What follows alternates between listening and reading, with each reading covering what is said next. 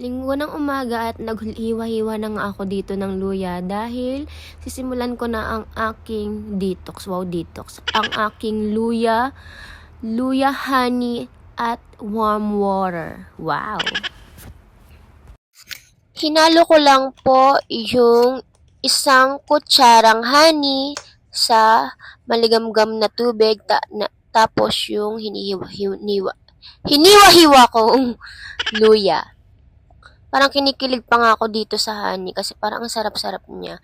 Tapos, naalala ko tuloy, may hinihingi akong honey sa pinsan ko, hindi ko na nadala. Nakalimutan ko sa Pilipinas. Isang bote din yun, yung bote ng mineral water na parang tig-20, ganun siya karami. Sayang. Pure honey pa naman yun galing sa province nila. Pero hayaan mo na, bumili na lang ako. Ang mahal din dito sa Japan. Nasa kulang-kulang, yung binili ko, 1,000 yen. Kulang-kulang 380 din yun. Ganun lang kalaki. Oishi. Pagkatapos nga uminom, ay sinunod ko naman tong mukha ko. Pero sa tingin ko, dapat siya ginagawa sa gabi, hindi sa morning. Isang itlog, yung white egg lang yung kailangan natin. And then, ganun ulit, isang kutsarang honey. Ito naman ay para sa mukha ko ginagawa. Hindi naman to siya inumin. Tapos, imimix ko lang siya, yung itlog at saka, yung puting itlog tsaka honey, ilalagay na natin siya sa ating mukha. Ayan, papahid-pahid mo lang sa iyong mukha.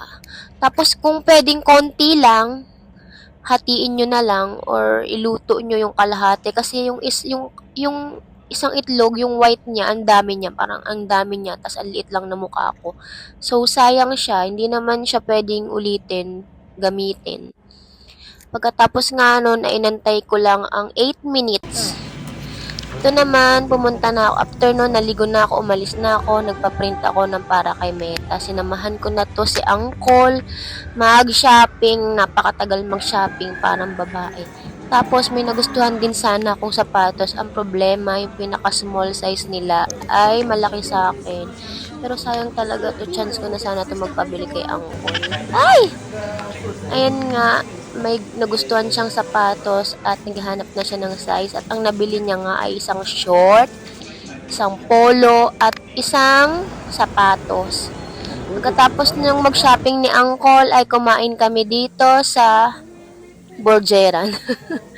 Kumain kami ng burger. Napakalaki nga ng burger nila. Trinay ko nga tong filter sa TikTok.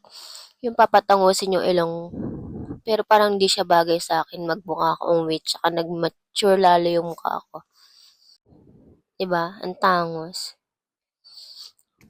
Double cheeseburger nga po pala tong in-order ko. And yung set niya may 5 pieces of nuggets. Saka yung drink juice na apple yung flavor na pinili ko.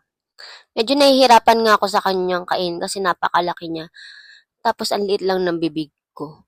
Kaya, naisip kong hatiin na lang siya sa gitna. Ayan, ganyan. Ganyan na lang yung ginawa ko. Naalala ko tuloy, sa Pilipinas, yung cheeseburger, inuulam ko yun, hindi ko kinakain yung tinapay pag naka-take out. Sarap na sarap ako cheeseburger ng McDonald's.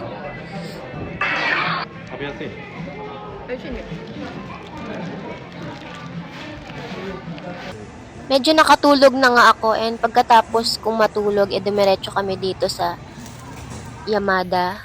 Yamada ba yun? Bumili kami ng mga electric fan. And pagka-uwi namin, nag-coin laundry na si Uncle. Ako naman dito, nagluto ng dinner. Ang niluto ko nga pala ay nilagang baboy. Yan, ginisa ko na po yung baboy kasama ng sibuyas at bawang. And nilagyan ng tubig, nung kumulo, nilagay yung mais, saka yung iba pang gulay. Ito yung pansit na kinuha ko sa Nakasu kay Ara.